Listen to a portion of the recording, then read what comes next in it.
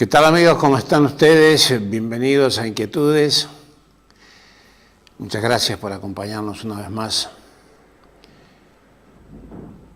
Indudablemente hay algunos temas prioritarios en estos días y uno de los que mucho se charla es sobre la despenalización del aborto. Alguien me comentaba días atrás que no hemos tratado el tema. En realidad nosotros el tema lo venimos tratando hace 30 años, por lo menos, porque lo comentábamos cuando hacíamos el programa Inquietud en radio. Ya entonces planteábamos que era necesario legislar al respecto. Hicimos infinidad de notas, no sé cuántas, incluso hemos puesto en pantalla oportunamente las opiniones de Favaloro, las Valles. Me acuerdo también la opinión del director de un hospital, no me acuerdo si era de Catamarca, que pedía por favor que legislen, por favor. Ahora, claro, también es cierto que hay legislación y no se pone en práctica. Entonces, así es que tenemos criaturitas de 12 años, por ejemplo, que quedaron embarazadas por haber sido violadas y tuvieron que ser madres. ¿Está preparada una chiquita de 12, 13, 14 años para ser madre? ¿Cómo va a cuidar a su hijo? Pregunto yo, todas esas cosas que están en el tintero. Pero aquí el tema es el siguiente. Se formaron como siempre dos veredas. Entonces, en esta vereda se opina de una manera, en esta de otra. Y nos falta el razonamiento y el sentido común. Dejando de lado las religiones, todo eso hay que dejar de lado. ¿Por qué?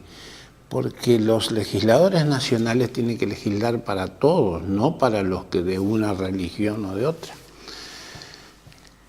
Alguna vez recuerdo que hacíamos una nota sobre este tema con una diputada nacional, de esto hace algunos años, porque como le digo, este tema nosotros lo empezamos a tratar cuando hacíamos el programa en Radio Chajarí, a la noche, así que estoy hablando de por lo menos 30 años o más. Con esta diputada nacional, esa nota fue para la televisión, dio vuelta, dijo ni sí ni no, dijo ni. Pero se extendió muchísimo. Le dije, mire, en este tiempo murió una mujer con un embarazo, con un aborto mal hecho. Entonces, esto no es una competencia. Acá hay una realidad. Entonces, busquemos soluciones para la realidad. Que la prevención es fundamental, pero sin duda, que hay que evitar los embarazos, hay varios métodos para evitarlos, sin duda, que falta educación, sin duda, pero acá cuando se exige educación sexual en las escuelas es un drama. No veo manifestaciones exigiendo que se cumpla la ley, no veo manifestaciones exigiendo que se trate un nuevo proyecto que hay, que lo hemos tocado ese tema en nuestro programa, y no sobre educación sexual, no. Una vez hicimos un relevamiento en Chajarí, con el semanario Chajarí al Día, en un solo colegio se enseñaba educación sexual en ese momento, y tuvieron problemas. Entonces, acá hay muchas cosas que yo creo que tenemos que empezar a razonar de otra manera los argentinos. Se manejan cifras que nadie sabe dónde se sacan, que ese es otro tema, y se los tira como si fueran indiscutibles. Y uno quisiera saber la fuente de todas las cifras, los números, los casos. Ahora sí sabemos, de hecho, porque se ha publicado, lo hemos publicado nosotros en la prensa con todo el detalle, de criaturas embarazadas. Algunas iban a abortar, los médicos no se animaban a hacerlo, y después de golpe los padres dijeron que no aborten. Algunos dijeron, pero fueron presionados los padres. Sí, bueno, acá no fueron presionados o no fueron presionados, no sé. Pero criaturitas de 12 años siendo madres, no sé, habría que pensar, estimo, habría que pensar cuáles son los valores generales para todos, no para uno, para dos, para 100 o para 1000, para todos. Que se discuta el tema en el Congreso me parece bien. Después va a pasar a senadores, tal vez no se apruebe nunca el proyecto de legalizar el aborto, que legalizar el aborto no es ordenarle a todas las mujeres que aborten. No. El que dice eso es realmente que el sentido común desapareció y en vez de dedo tiene un garbanzo. La ley no va a obligar, fue como pasó cuando se discutió, que fue también una cosa terrible, el divorcio. Parecía que todo el mundo iba a salir corriendo a divorciarse. Además, el que se divorciaba era poco menos que el diablo. Yo creo que sí. Por supuesto hay gente que no cree en Dios, hay gente que cree en Dios. Estimo que sí. Si se cree en Dios, debe haber un solo Dios para todas las religiones. Estimo que sí. Cada uno piensa como quiere, porque la fe no se discute. Ahora estimo que si Dios está, nos envió aquí al mundo para que seamos felices. Para que seamos felices. Y entonces nosotros tenemos que buscar las alternativas para que eso suceda. Estimo yo.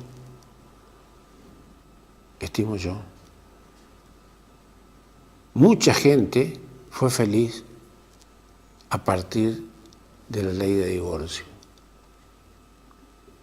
Mucha gente. Y sin embargo, claro, acá nos olvidamos todo con tanta facilidad.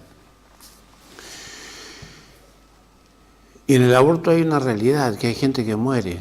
No sé si son 500.000, 100.000, 10.000 o 4, no sé. Porque se dice de todo. Lo que sí sé que hay gente que se muere por abortos mal hechos. Hay criaturitas que no pueden abortar. Criaturitas son madres. Entonces, uno tiene que respetar las creencias religiosas de todos, Inclusive hay que respetar a aquel que no cree, porque todo el mundo merece respeto. Pero cuando se trata de una ley, estimo yo, hay que dejar de lado lo que dictamina esta iglesia, aquella iglesia, este partido, el otro partido. No. Hay que buscar darle una solución a la gente, una mejor calidad de vida a la gente. Estimo yo. Porque sí, hay tantos adolescentes, tantas adolescentes embarazadas, tantas, en crecimiento, lo hemos hablado 1000 veces aquí, no desde ahora, desde hace 30 años. Quiere decir que fallamos en la educación. No solamente los maestros, como dicen algunos, no, en la escuela no les enseñan. No les permiten, muchos padres, no les permiten algunas religiones que se enseñe educación sexual en las escuelas, pero además los padres tienen que educar. La escuela instruye. La vida enseña. La educación es responsabilidad de los padres. Hay muchas cosas para hablar respecto a estos temas Y esto no es un campeonato de solteros contra casados, me parece a mí. Ahora parecería aquí, en este como en otros temas, que el que está en la vereda de enfrente es un enemigo. Es más, es considerado tonto, porque está en la vereda de enfrente. No. Hay algunos que se creen que porque piensan de esta manera, claro, si están todos juntos, son fantásticos, se creen superiores, liberados. Nada de eso tendría que existir en este tipo de debate, a mi entender, y tendría que considerarse la problemática como tal, dejando de lado banderías políticas, las distintas fe, creencias, las distintas iglesias, dejando de lado esas cosas,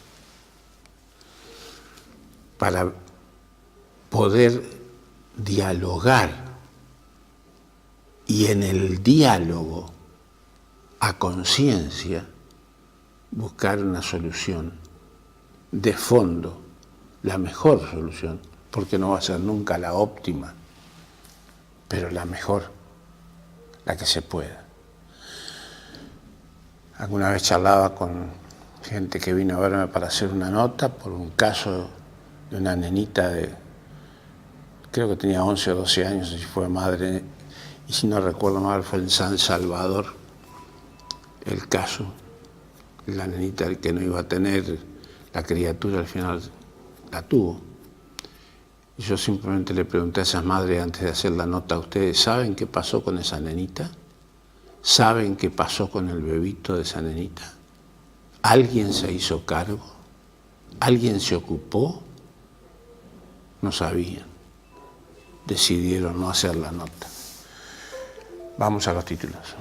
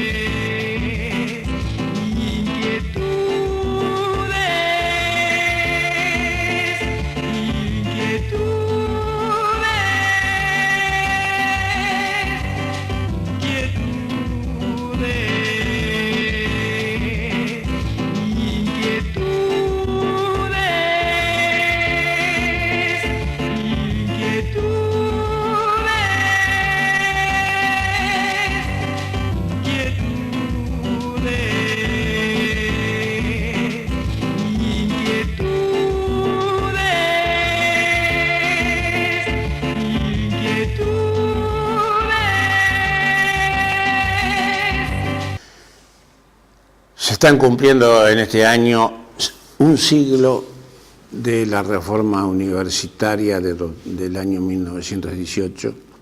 Se produjo durante el gobierno de Hipólito Yrigoyen.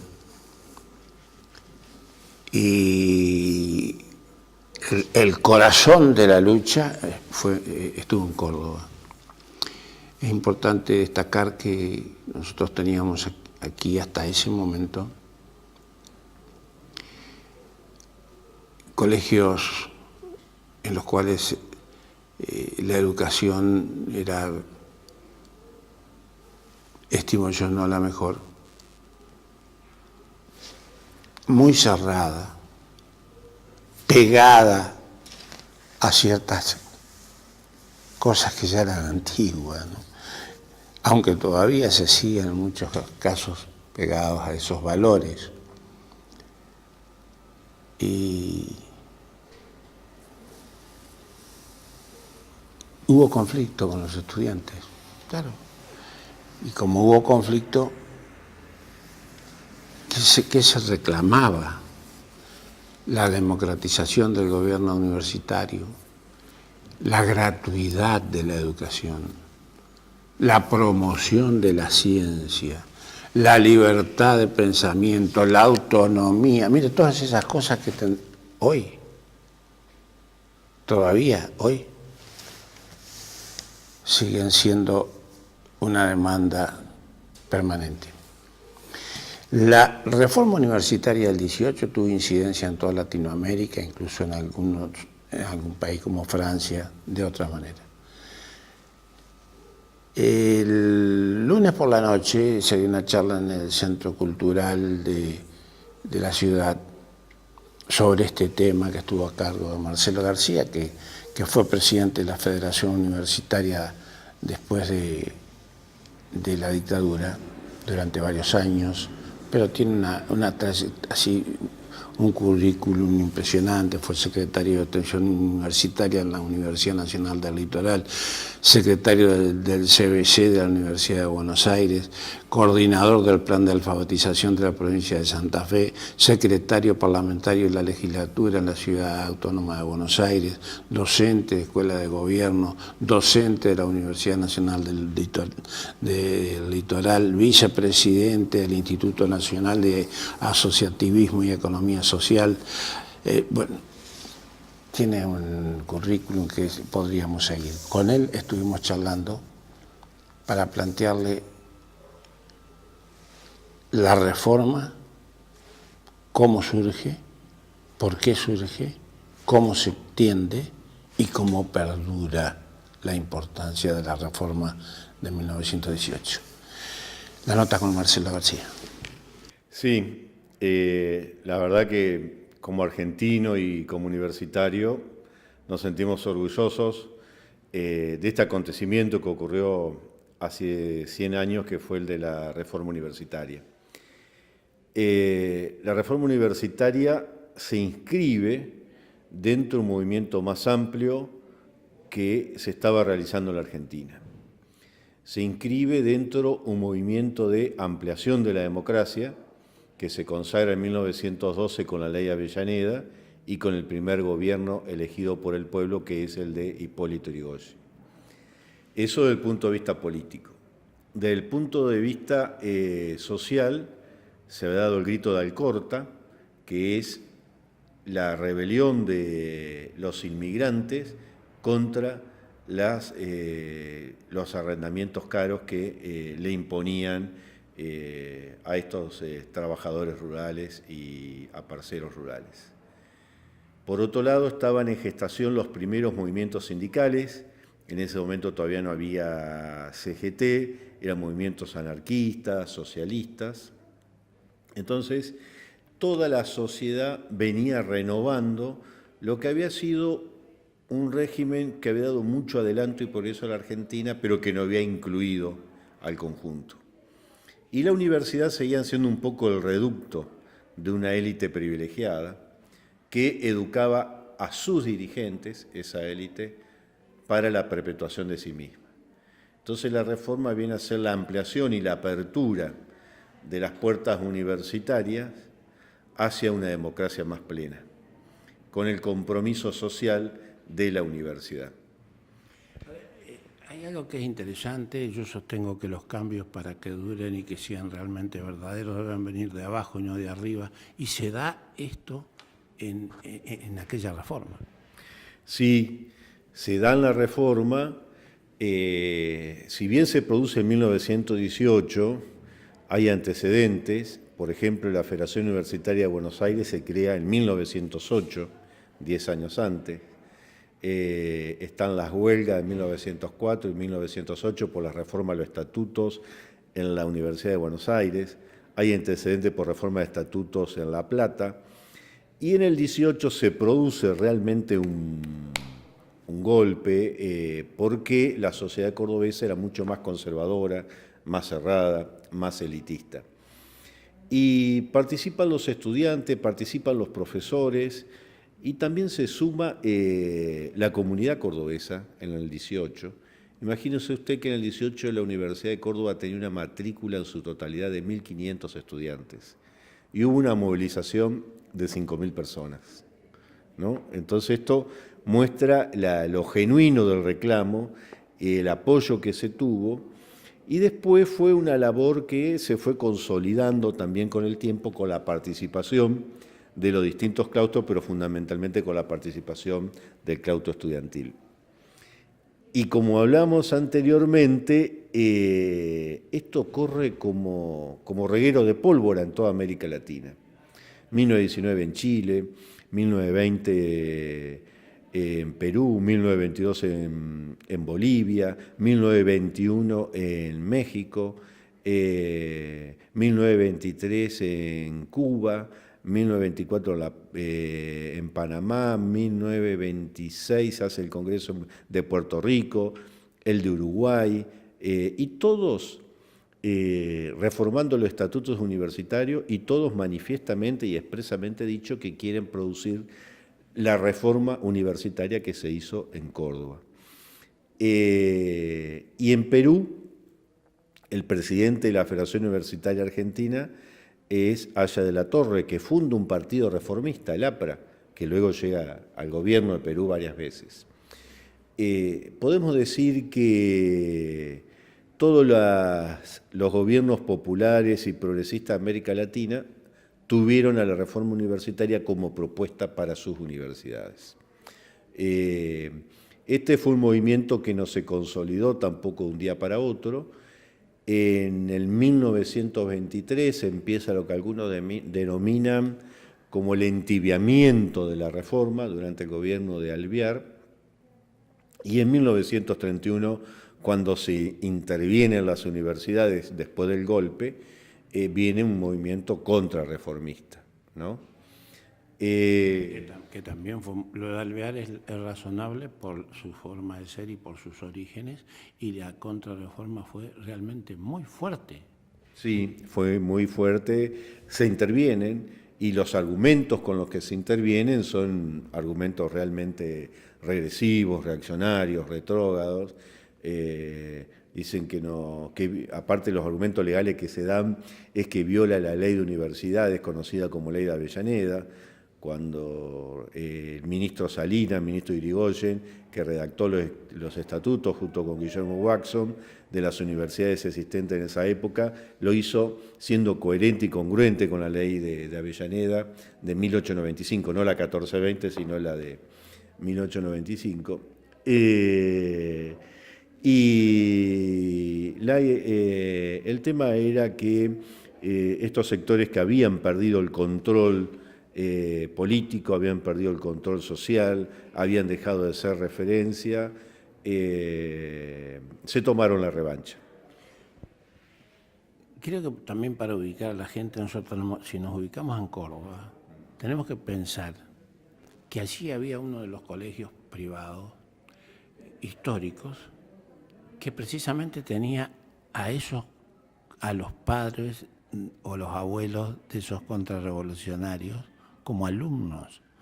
Entonces lo que estaban perdiendo, lo que estaba en juego, no solamente eran quienes iban a estudiar, porque tenían en claro que el estudio era fundamental, el conocimiento era fundamental, sino quién iba a tener el poder, porque el que tenía conocimiento tenía el poder. Sí, fundamentalmente eso, el control del poder.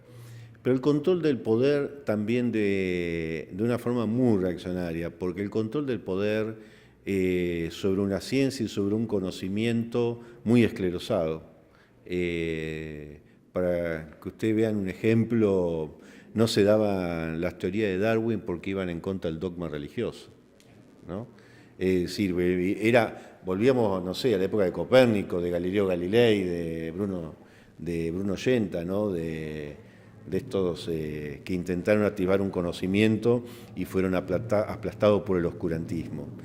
Pero sí, sabían bien, tenían en claro que el conocimiento da poder. Y la disputa por la universidad, entonces, ya no es solamente una disputa de control político, sino que es más profunda porque hace a la legitimidad y a la autoridad que en una sociedad da el conocimiento. Otra cosa que creo que hay que destacar, y es el hecho de que el entonces presidente Irigoyen dio el sí y dio el apoyo a todo eso, cuando podría haber dicho que no, unirse a lo que después fue la contrarrevolución, unirse a ellos y mantener las universidades como estaban y transar de alguna manera con los que tienen el poder para seguir teniéndolo él. Sí, pero esto nos revela también, nos revela una personalidad difícil como la de Irigoyen que mucho no se sabe, ¿no? Porque era una persona que no hablaba, que no escribía, hablaba individualmente. Sí se sabe su obra de gobierno, que fue una obra ejemplar. Pero él tenía un ministro como Salinas que estaba de acuerdo con la propuesta de los estudiantes, y por otro lado, la reforma es muchas cosas, una reforma pedagógica, es una reforma educativa, es una democratización de la enseñanza, es la vinculación de los saberes con el pueblo, es la autonomía universitaria, es la unidad latinoamericana. Pero fundamentalmente la reforma es un grito ético. Hay una gran condensación de los impulsos éticos de toda una generación, que Irigoyen en eso sí, como buen krausista y como heredero también de otra manifestación ética como fue el acto en el parque junto con Leandro Alem, en la Revolución del Parque, que fue una indignación ética ante el despojo que había cometido y el peculado del gobierno de Juárez Celman. Entonces, en eso sí se sentía identificado, y por eso yo creo que también le dio apoyo. Esta reforma, como bien se ha dicho en esta entrevista, tuvo influencias decididas en varios países. En mayo del 68 en Francia se la nombra, se la menciona y se la tiene en cuenta. O sea, 50 años después. Sí, el mayo francés, que es muy importante, y fue importante también para todos los cambios que vinieron en la educación europea, y la menciona en la reforma. La reforma se anticipa con una clarividencia increíble, pero entre nosotros, ¿sabe qué le voy a decir? Yo que tuve la oportunidad de ir a la Sorbona, de hablar con los profesores, con los estudiantes que ya eran dirigentes políticos como Daniel Cohen-Bendit y demás. En definitiva, fue un grito más de rebeldía, prohibido prohibir, el asalto a la imaginación, etc. Pero el mayo francés no creó instituciones. Más aún, yo creo que la profundidad y la densidad que tiene la reforma universitaria, los conceptos de instituciones, de la autonomía universitaria, del cogobierno, de la extensión universitaria, y como decía recién también, horrorizada ante el ejemplo que daba Europa en esa época, en el año 18, que estaba en plena conflagración mundial, la Primera Guerra Mundial, de una guerra que, como todos sabemos, fue una de las más crueles, ¿no? Con guerra bacteriológica, con lanzallamas, murieron millones de personas, millones de chicos quedaron huérfanos y desamparados. Y ante el horror de Europa, que se mostraba como el faro cultural, entonces la reforma como que rescata esa tradición cultural occidental, pero la resignifica en América Latina y dice, ahora es una obra americana, estamos pisando una obra americana, ¿no? Es el primer manifestación latinoamericana, desde San Martín y Bolívar, ¿no? Y de la Revolución de Mayo, que vuelve a pensar la política, la filosofía, las ideas desde Latinoamérica, y sin ser nacionalista con Z. Yo creo que en Francia, y volviendo a eso, creo que varios de los dirigentes terminaron después en la vereda de enfrente. Por eso no se crearon instituciones. Pero vamos a traer aquella reforma del 18 a nuestros días, sí, porque sería fantástico que aquella reforma siga teniendo la misma incidencia que tuvo en su momento en los días actuales. No me refiero a hoy, sino tomemos varios años para atrás. Sí, la reforma, por eso digo, tuvo, haciendo simplificando la historia de la reforma, tuvo una contrarreforma en el año 32, después en el año 37-38 se reorganiza el movimiento estudiantil, hay de nuevo todo un avance en los principios reformistas durante la presidencia de Ortiz, y la revolución nacionalista del 43 interviene de nuevo las universidades, vuelve todo al punto cero. Y después, en el 45, Perón se equivoca y pone también interventores. Y no solo que pone interventores, sino que los personajes que son interventores en las universidades eran personajes detestables para una universidad democrática. Iván Isevich, Remus Tetus, todos vinculados a la derecha más recalcitrante. Entonces ahí hay un desencuentro, ¿no?, de un gobierno realmente democrático, popular como el de Perón, y una universidad que le pusieron interventores que no eran los adecuados. Entonces ahí los estudiantes y las universidades que hubieran podido encontrar un buen canal, porque también es cierto que Perón permitió que muchos obreros accedan a la universidad, hijos de obreros. Hubo un desencuentro producto de ambas partes, pero donde sin duda más responsabilidad tuvo el que tomó la decisión de intervenir. Después la época de oro, del 55 al 66, ¿no?, de la universidad, de los grandes profesores, de la Universidad Argentina como faro cultural de América Latina, hasta la noche de los bastones largos. Entonces, después viene es decir, la universidad es, de algún modo, no tan lineal, pero de algún modo va acompañando también esta historia de la decadencia argentina que se dio a través de distintos pasos que tienen que ver con golpe de estados, con interrupciones de gobiernos democráticos y con retrocesos también que hubo en distintos gobiernos democráticos. Yo me acuerdo, yo dejé la fuga en el año 87, pero me acuerdo que al poco tiempo, en los 90, ya los estudiantes durante todos los 90 estuvieron defendiendo en contra de los aranceles, en contra del ingreso restringido, en contra de los intentos de intervención del gobierno de Menem, en contra de todas las maniobras que hizo primero Salonia y después el secretario político universitario de la época para restringir la autonomía, apretándole con los presupuestos y el dinero que iba hacia las universidades. Bueno, el interregno de la alianza casi no cuenta porque fue muy breve. Y después la universidad se sigue reorganizándose democráticamente con grandes dificultades, pero bueno, en los últimos años la expansión del sistema universitario argentino es muy grande. La inclusión y la cantidad de estudiantes que tiene, creación de nuevas universidades, apertura de las matrículas, han significado una nueva realidad de la Universidad Argentina. Y hoy creo que el desafío es a esta universidad que es democrática, que es inclusiva, que es masiva, el desafío es volverla a poner en la senda de la excelencia, en la senda de una educación responsable. Tenemos que hacer que lo masivo no sea incompatible con la excelencia y que la excelencia no sea incompatible con lo masivo. Pero tenemos un problema allí que está en la sociedad. Tenemos que provocar cambios en la sociedad, porque si de cada 100 alumnos el número que se recibe es tan bajo, quiere decir que socialmente no andamos bien, porque el que va a estudiar tendría que estudiar y recibirse, más allá de que tenemos que optimizar el nivel educativo, ¿no? Sí, ahí hay varios problemas.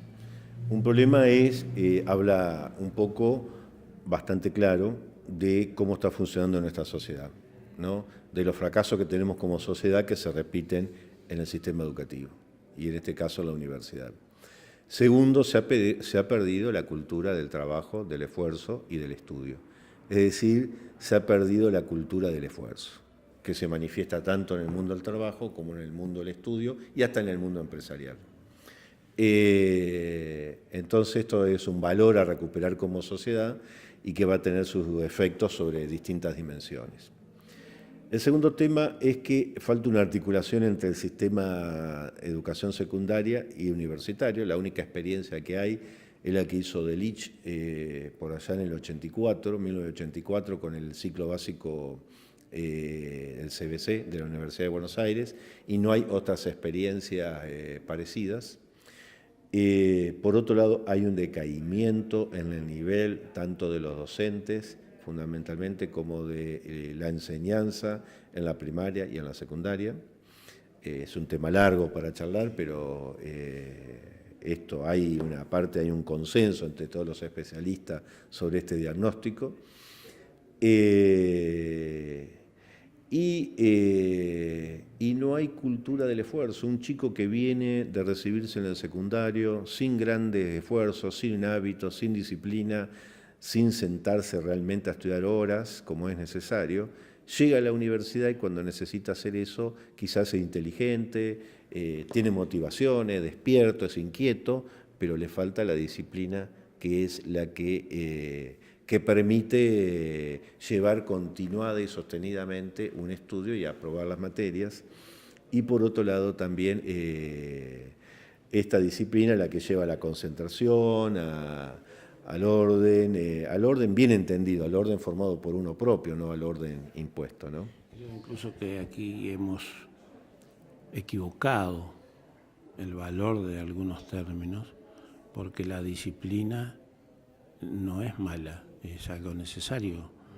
El compromiso es algo necesario y aquí todo se toma como si fuera una reacción en contra de, y es necesario para poder lograr lo que se pretende. Sí, bueno, si algo hay que rescatar de la reforma, que fue un movimiento en favor de los estudiantes, entre otras cosas, pero no para obtener ventajas para los estudiantes, no para obtener el facilismo, sino al contrario, los estudiantes buscaban que mejores profesores y con más dedicación, que deje de ser la universidad la renta secular de los ignorantes, el refugio de los mediocres, que haya concurso de oposición y antecedente. Es decir, esto no tiene nada que ver con la reforma. La reforma exige compromiso, exige estudio, exige disciplina, para poder, porque se pide libertad y participación, pero también con la correlativa responsabilidad que demanda esa libertad y compromiso. Es notable que a un siglo estemos pensando en la reforma como algo necesario. Sí, yo de todos modos tiendo a pensar no tanto lo que es necesario en la reforma, sino que tiendo más vale a pensar como reformista cuánto tenemos que hacer para estar a la altura del momento. Esto es lo que nos decía Marcelo García. Claro que hay tanto para hablar sobre estos temas, mire, tanto para hablar. Y yo creo que se menciona mucho, pero se conoce poco. Entonces habría que profundizar todos estos temas. Yo creo que es necesario profundizar estos temas. Y cortamos la nota porque él tenía que dar la charla y deferentemente nos regaló el tiempo, porque cuando nosotros llegamos estaba ya firmando cosas para comenzar la charla. Así que le agradecemos no solamente a él, sino a los organizadores y a la gente que estaba allí. Le robamos un tiempo. Un breve corte y ya volvemos. ¡Viva el Mundial de Rusia 2018 en Video Cablevisión Chajarí! Canales exclusivos en Full HD. No espere a último momento para solicitar su Divox. Rusia 2018 en Full HD con Divox por Video Cablevisión Chajarí. Por informes, llame al 420-002, internos 518, 528 o acérquese a nuestras oficinas. Pablo Estampa 2430. Rusia 2018 en Full HD.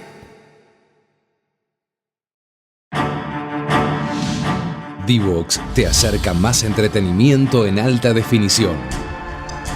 Viví lo mejor del cine, conciertos, eventos, documentales y las series más exitosas como si estuvieras ahí. Máxima calidad de imagen, mayor resolución, muchos más detalles y sonido digital envolvente. Le damos la bienvenida a Sony, Warner, AIE, The History Channel, AXN, HD Theater, Travel and Living Channel, Home and Health, TNT, Space, True TV. Ya los conoces, ahora disfrútalos en alta definición. Divox sigue sumando entretenimiento. No te lo podés perder. ¿Todavía no te suscribiste? Divox, un servicio exclusivo de tu cable operador. acércate a nuestras oficinas. Pablo Estampa 2430, teléfono 420-002, internos 518 y 528. Divox te acerca el mejor entretenimiento en alta definición, con contenidos pensados para toda la familia. Sí. Si sentís la adrenalina tras pasar la pantalla, si tu corazón se acelera con cada jugada, si te reís con esos personajes que ya sentís parte de tu familia y te emocionás con ese momento. Si querés aprender, mantenerte informado o simplemente distraerte. ¡América! Porque sos de los que siempre buscan más, en Divox sumamos nuevos canales con la mejor calidad de imagen y sonido. Y prepárate, porque todavía queda mucho más. Elegís Divox, elegís ver más.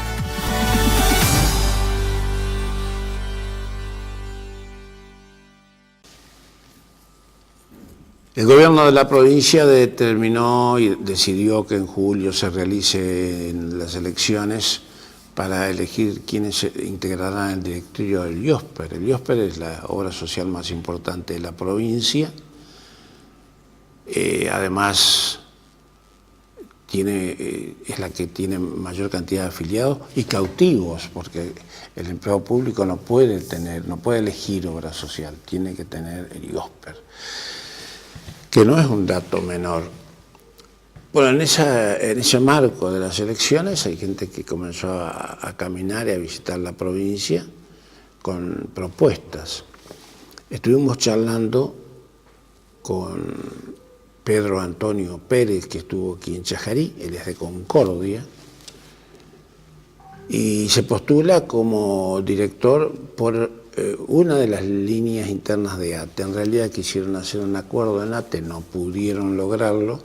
Entonces, Pedro Antonio Pérez es de la lista verde y blanca de ATE. Las elecciones van a ser en julio, como les decía, y le preguntamos cuál es la propuesta. Seguramente vamos a tener otros candidatos al directorio del IOSPER aquí en nuestro programa, si es que vienen a Chajarí y si es que nos conceden entrevista. Para que todos los afiliados puedan enterarse, porque como decía, el IOSPER no es una obra social más, es la obra social más importante de la provincia, pero lejos, lejos. Y Pedro Antonio Pérez planteó varias cosas. Una me dejó pensando realmente, que es el hecho de construir una fábrica de medicamentos que pertenezca al IOSPER. Y hablando de fábrica de medicamentos, me acordé que aquí en Federal en alguna oportunidad estaba a punto de concretarse una, cambió el gobierno y eso se terminó. Y ahora están hablando nuevamente de hacer medicamentos y exportarlos desde Entre Ríos.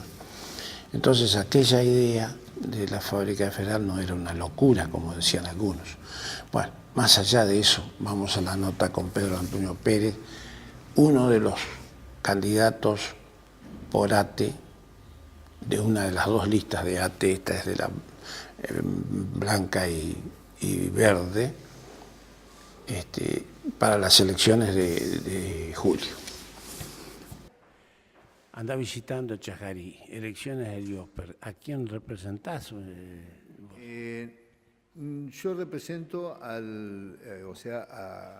vengo a las elecciones del IOSPER para ganar el directorio, para ser un director más del agrupamiento de los compañeros activos del Poder Ejecutivo.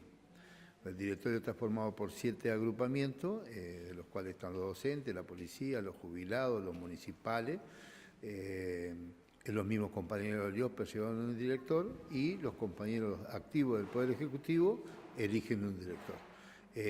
Yo represento a una fracción de ATE, o sea, a la agrupación verde y blanca, en las cuales los compañeros me designaron para que los represente y competimos con el otro gremio y también con otra fracción de ATE en la provincia. Nosotros intentamos llegar a una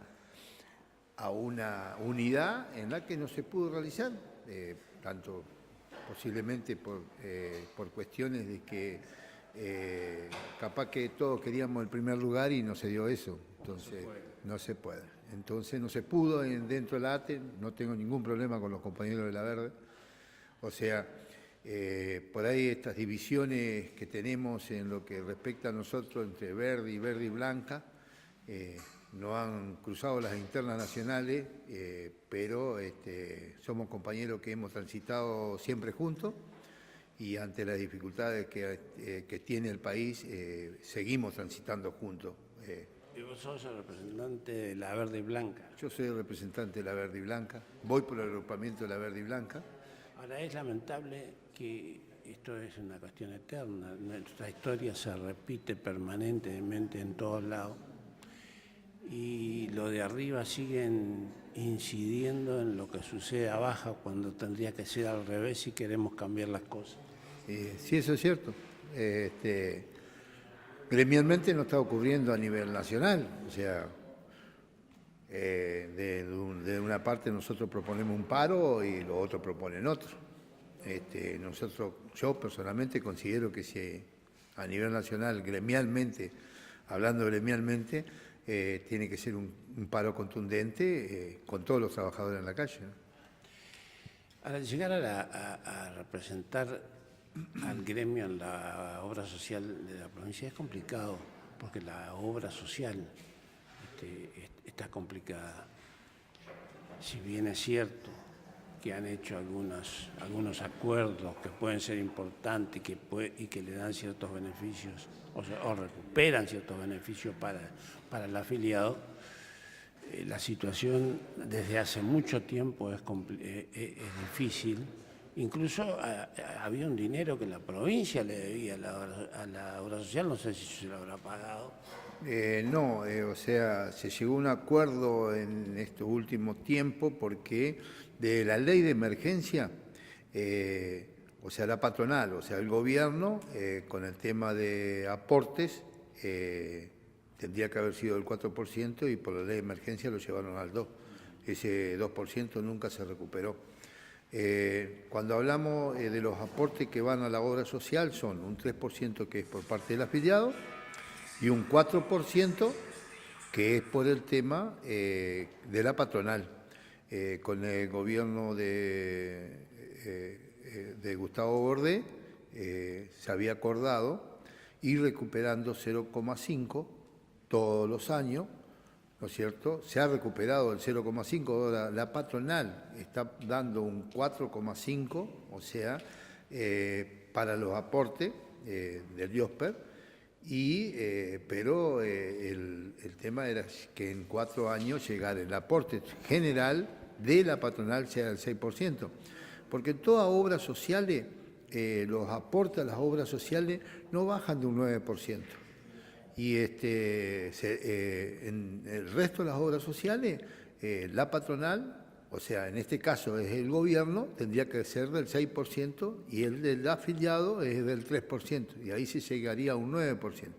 Hay algunas obras sociales que aportan hasta, o sea, tienen un ingreso de hasta un 10 y un 11% de lo que se cobra, ¿no es cierto? Tenemos que considerar, además, que una obra social de estas características es un sistema solidario, donde la patronal también tiene que ser solidaria.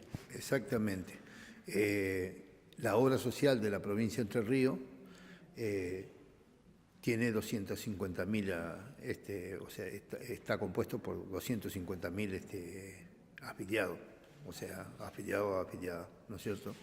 Es prácticamente el 4% de la población. Tenemos una población de 1.200.000, o sea que esta obra social es muy importante para la provincia. Además son cautivos, porque el que trabaja en el Estado no puede tener otra obra social. No puede tener otra obra social, o sea, así está la ley.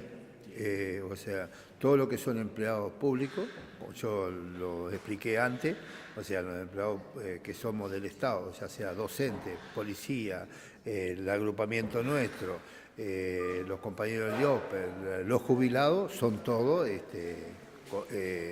afiliados al IOSPER, de ahí se compone. ¿Para qué le ofrecés vos suponiendo que llegues a ocupar el cargo, ¿qué le ofreces vos al afiliado? ¿Qué es lo que, por qué vas a pelear vos?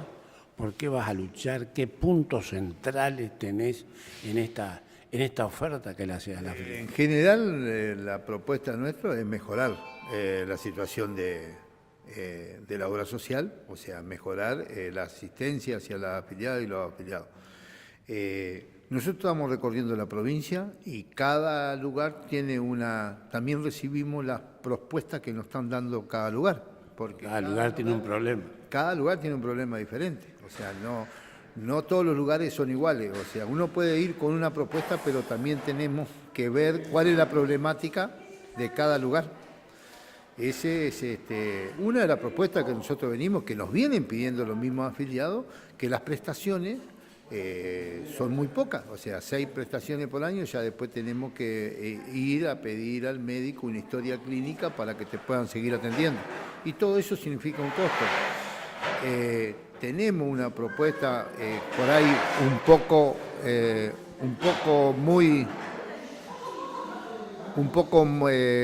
por ahí, algunos dicen lírica, pero de acuerdo, nosotros tenemos un grupo de compañeros jóvenes que han hecho un estudio que queremos que el IOSPER instale una planta de medicamentos en la provincia. Bueno, eso es posible. Ahora muy posible, porque están muy avanzadas las cosas, como estuvieron en algún momento, que estuvo a punto de ponerse en funcionamiento una planta de fabricación de medicamentos, estaba todo listo, hasta el dinero, y después lo abortaron, lo que fue terrible. Nosotros consideramos que del IOSPER se puede instalar una planta, que sería un beneficio muy grande para los trabajadores, porque nosotros tiene un reconocimiento solamente de un 25%, un 30% de los medicamentos. Doy un ejemplo, un medicamento que sale 1.000 pesos, el compañero tiene que pagar entre 700 y 750 pesos. Y nosotros queremos buscar esa forma de que el compañero pueda acceder a los medicamentos. Después tenemos otros proyectos de prevención de la salud. Nosotros consideramos que hay otras formas para prevenir la salud, o sea, tenemos también cosas que ocurren en esta época, llegar un poquito más con los psicólogos. No tenemos cobertura muy buena con los psicólogos, o sea, queremos que se haga cargo más del IOSPER, por la problemática que vive el mundo, ¿no? Y después hay otro tipo de propuestas que la estamos analizando, y lo que queremos es llegar a la afiliada y al afiliado, mejorarle la obra social para que tenga un mejor pasar, ¿no es cierto? Te agradezco mucho el tiempo y buenas tardes, Chajari. Bueno, muchísimas gracias. Esto nos decía Pedro Antonio Pérez, y esperamos que lleguen a Chajari otros candidatos a ocupar cargos en el directorio del IOSPER, que por supuesto, si nos regalan 15 minutos, usted va a tener la nota aquí en Inquietudes. Bueno, otra cosa, ya comienza el Mundial de Fútbol, y seguramente, sin duda, va a ser atracción para todos. Hay mucha gente que no mira fútbol, pero el Mundial sí. Son esas cosas interesantes, ¿no?, que también habría que analizar. Hay gente que no le gusta el fútbol, pero mira los partidos del Mundial y la selección. Bueno, y todos pretendemos que nuestra selección haga buen papel y que brinde buen fútbol. Que brinde buen fútbol.